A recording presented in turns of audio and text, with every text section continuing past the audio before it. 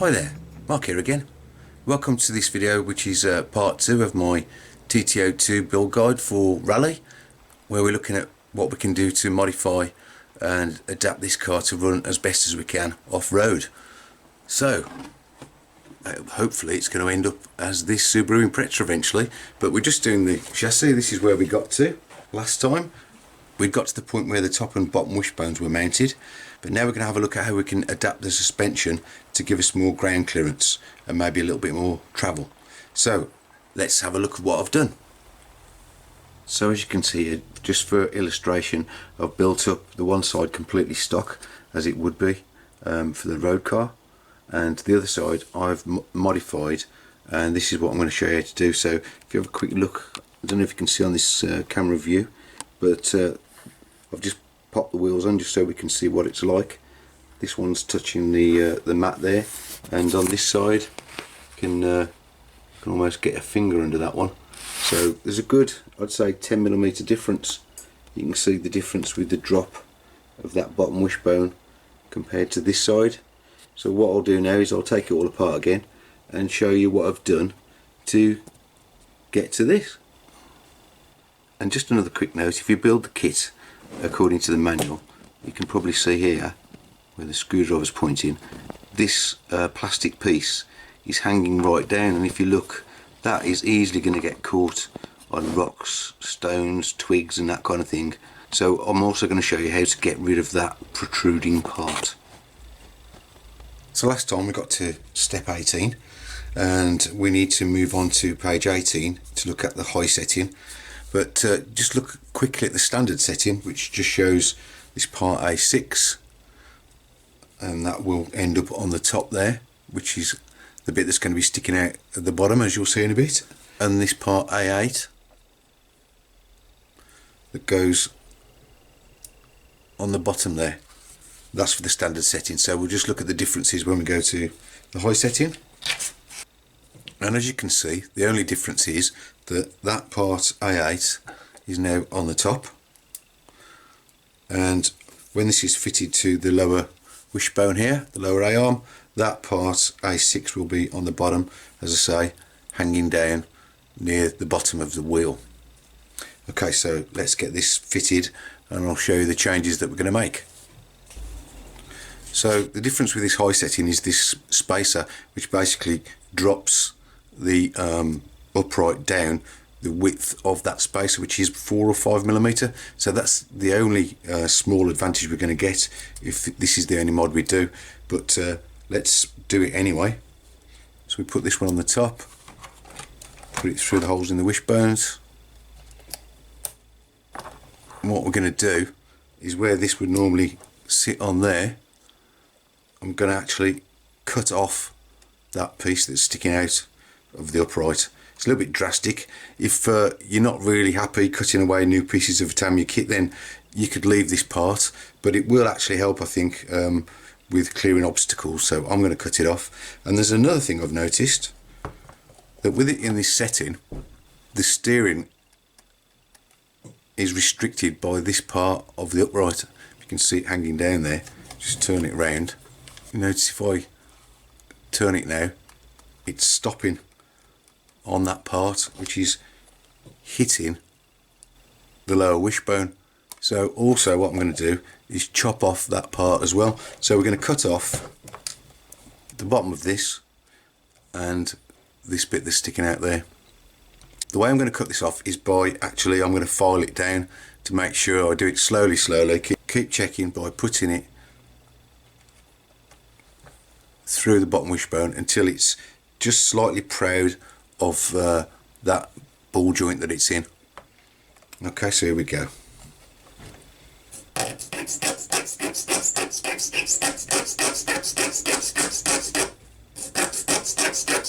So hopefully you can see the difference now. This one's a lot shorter than the top one, and what we need to do now is file most of this lug off as well that's stopping it from steering properly.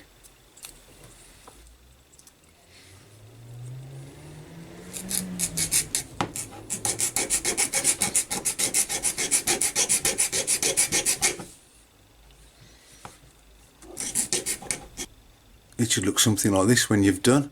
See, that's almost all removed now. And like I said, keep filing that one down and then checking it through that ball joint until you've just got a tiny little bit protruding out of that ball joint, so that when you're tightening up it doesn't lock up the steering or the suspension. So one last thing, because it's a 10mm screw that goes in here, and if I get this, I'll show you, it's a blind hole, so I don't want to snap this by screwing the screw into it and it's going up against that blind hole. So what I'm going to do, just to be sure, is to get a 2.5mm drill, which is just about the right size for that. I'm going to drill right the way through. I mean, you might want to take your drive cup out for this, to be careful.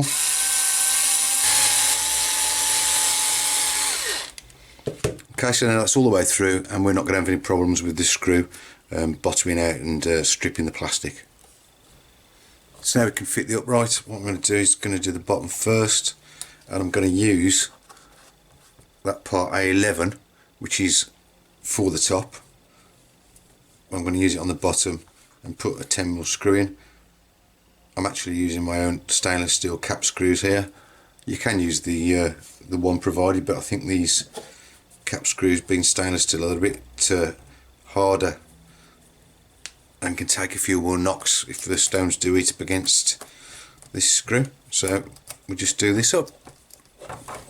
So the screw's all the way up, and yeah, the shaft spins freely, so we're not sticking through that housing with the screw, so that's all fine. So now we just need to get the top on.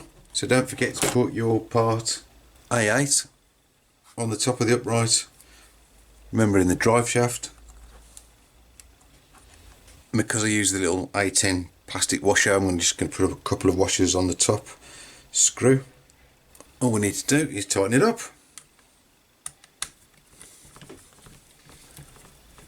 Hopefully you can see then we've got not really much sticking out there. Well, it's not sticking out below the lower suspension arm anyway, and that cut off lug allows us full steering even when we've got that extended bit of travel. So now that's been modified, all we need to do is fit the dampers. Well, step 21, it says dampers, but this is what comes with the kit. As you can see here, this plastic body, and there's absolutely no damping material anywhere, be friction or oil. Basically you end up with what I call a pogo stick, because there's no damping. The springs that come with it are far too hard, and basically I've seen much better quality shocks on a toy grade RC. I mean, if I hold the one end, you can see, look at that movement. The whole shock wobbles about. See, I called it a shock then. The whole unit wobbles about and is completely useless in my opinion. I mean, this is provided for the on-road cars, and this is supposed to be a rally car. I don't know what to say about this, but there's no way I'm sticking that on this rally car. So what I've done, because of I've struggled to get some parts at the moment, I've stolen the shocks off my TT02D, and I'm pretty sure these are the Super Mini CVA shocks from Tamiya. Anyway, they're all filled, and they are, I'm pretty sure, 55mm long, and that's from the eye to eye. So if you're looking for replacement oil shocks, you want 55mm long, although you'll see in a minute I'm going to make them a little bit longer. And these should vastly improve the handling of the car, and with the little mod we're going to do now, nice and simple, it's going to give us that bit more travel.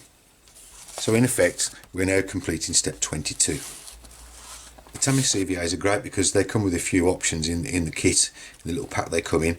One of them is the optional valve, so you've got ones with different holes in, which again changes the amount of damping you have. You can obviously adjust the weight of the oil in there, and you also get different bottoms, shock bottoms, one's longer than the other. The 55mm, you normally use the short one, but we're going to take that off and put the longer one that's provided on, and that should give us a bit more throw on the suspension, which is exactly what we're looking for. Also, the springs that come with the CVAs are much softer. You can probably see the difference. These are the kit supplied springs, and these are the CVA springs. And these things, you can see they're wider coils, and the steel they're made of is much thicker, whereas these are much more progressive. Just pop that back on, and now we'll attach it to the car. So the standard shocks are held on by these screw pins, which I'm not really keen on. I'm pretty sure that the mini CVAs or the super minis come with these ball ends. Not all of them do, I don't think, but definitely if you haven't got these, I recommend you get them. And you want these the steel ones, because the brass, I think they're 5mm ball joints, they wear out very quick, but these steel ones are much better. I'm pretty sure these came with the shocks. So we'll just fit these on, one in the shock tower. I'm going to use the outside of the two holes, and then the other one obviously goes in the bottom wishbone, and you want the upper of the two holes.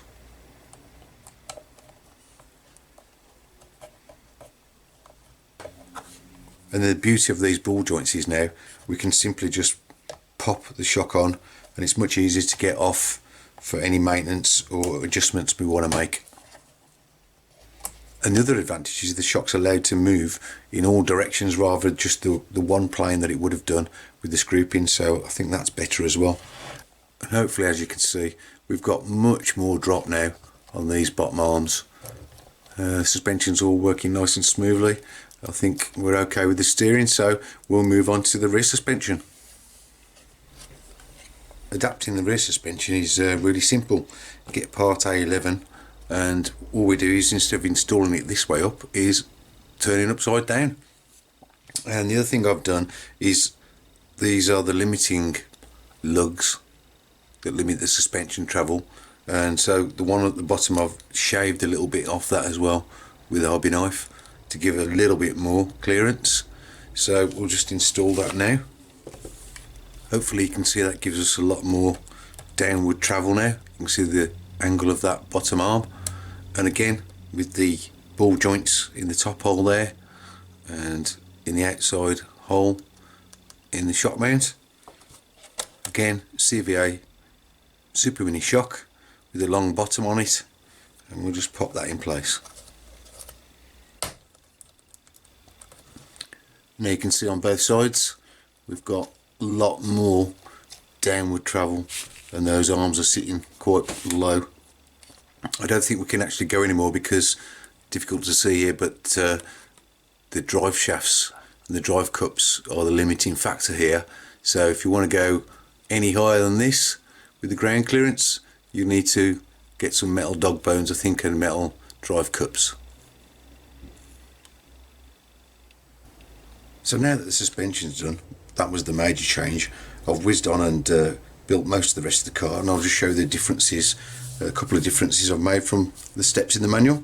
So 24 is doing the linkage. That's all pretty stock as I've got set up here, but what I have had to do is put this spacer in there, if you can see, in that arm. Because of the extra drop we've got now, that angle of that arm was too steep, and it was restrictive really by these ball joints. So you can see there's a probably, I think it's a 5mm spacer I've fitted in there with some longer screws, so you'll probably need to do that.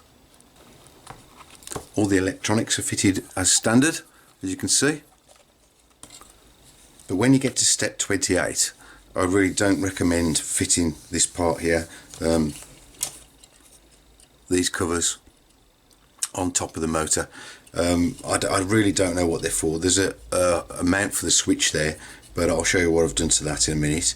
But I think this basically is going to hold heat in the motor rather than supply any cooling. So what I recommend, especially for off-road, if the car's getting extra strain and stress, is to fit a heatsink to the motor.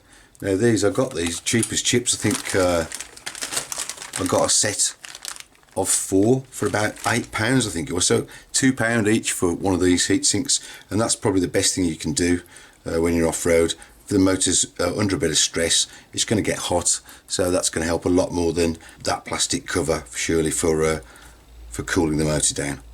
and obviously the cooler the motor, the better it runs. And what I did with that switch was I've just drilled 2 very small holes in the chassis side there, and I've just zip tied it on. I've tried double-sided tape before, but if you're running in the dirt and muck and it gets a bit damp, then that'll come off. So that zip tie holds it nice and tight, and I put the rubber cover over just to keep any dirt and grit out of the switch itself. So whizzing on to step 30 now, what I'm going to do is put the tyres on the wheels and get them mounted on the chassis, and let's have a look at how it is. So here she is. I think that's pretty much it now. Just a couple of little things that I've done as well. I had a spare turnbuckle, so I've got this adjustable arm here. It's gone from the servo saver to this linkage here, so that allows me to adjust the steering so that it runs straight without having to adjust the transmitter. And you can probably see all over I've got these cap screws. They're these little 10mm stainless steel cap screws with the hex heads. I recommend putting these in because they are tougher than the standard screws. The hex heads are much better to work with. They don't slip at all when you tighten them up or untightening them, and they won't corrode, which is another bonus. And would you believe this pack of 100 I think was about £3, so I've spent about £1 on those screws, which makes a big difference I think on the car. So that's that. And so lastly, the thing that you need obviously for going rallying is a set of rally block tyres. Now these are the ones that came with the kit, but not all of the rally car kits do come with these tyres. A lot of them come with the road tyres, so you will need a set of these. They are great tyres off-road. I've also used, there's some cheap copies, I think Chinese copies, that are actually about half the price of the Tamiya ones, and the rubber is much softer, and I can report they're very good. So if you go for the pattern ones, the copies, you should have no problems. And the little advantage we do get, you can just about see if I put a standard Tamiya tyre there, is there's a little bit more diameter.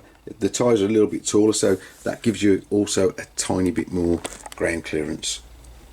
So finally, if we have a quick look, see how the damping works. I think I've got it about right with this setup. So if I drop it, we're getting absolutely no bounce on the back or on the front. And I'll just move the camera down, we'll look at the ground clearance.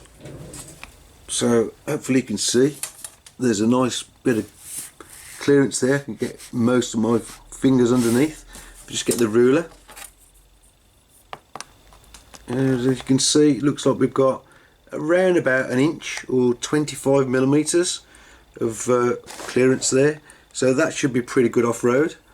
And yeah, I think what we need to do now is call this video to a halt. So I hope you found this video useful. Thank you very much for watching, and I hope you join me on the next one, where I'm going to be doing that fantastic Subaru Impreza body. Cheers, bye.